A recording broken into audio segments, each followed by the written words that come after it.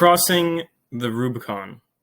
Crossing the Rubicon is a great idiom which you can use from time to time if you want to talk about doing something quite daring, could be even something quite foolish, something that you cannot take back. You are going past the point of no return.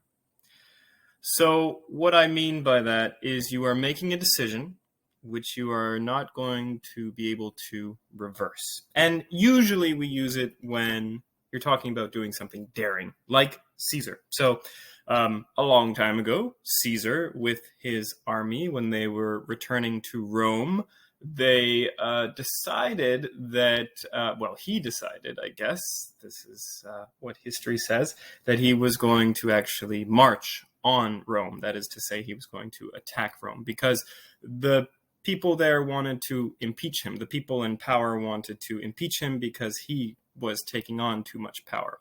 So there was this river called the Rubicon River, and it was apparently a small river that if you crossed it, that meant that you were going into Rome to attack it, and you were basically starting a war, which he did. He started a civil war when he crossed the Rubicon. So this idiom relates to you doing something where you cannot reverse your decision. You cannot turn back. You've made the decision, and it's very daring. It's uncharted territory. You don't know what's going to happen. It could be foolish, but usually I don't really use this phrase when I think something's foolish. It's more about when something's daring and you make a really, really big decision. So going beyond the point of no return. And we have a definition here. I will link the source of this definition. I believe it is from idioms.thefreedictionary.com. So I'll link that below.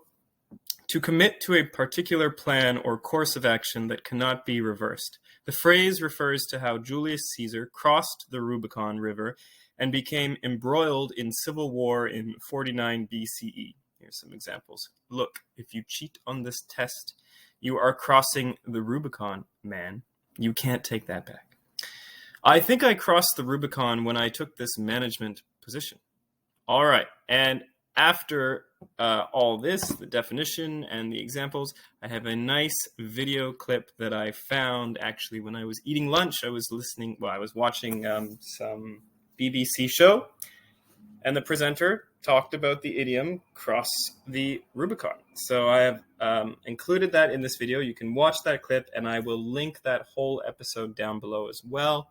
All you have to do is send me your example of crossing the Rubicon. You could send me an audio example. I would love to hear it, and I will respond.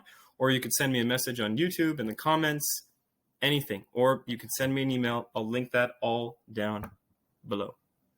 He decided to lead his loyal troops across the border between Gaul and Italy and to march on Rome. It was effectively the start of civil war. The border lay on the line of a river, the River Rubicon.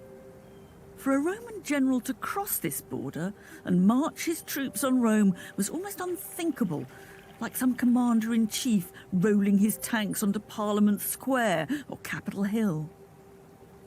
That was Caesar's make-or-break moment. He chose to gamble everything and take on the political establishment.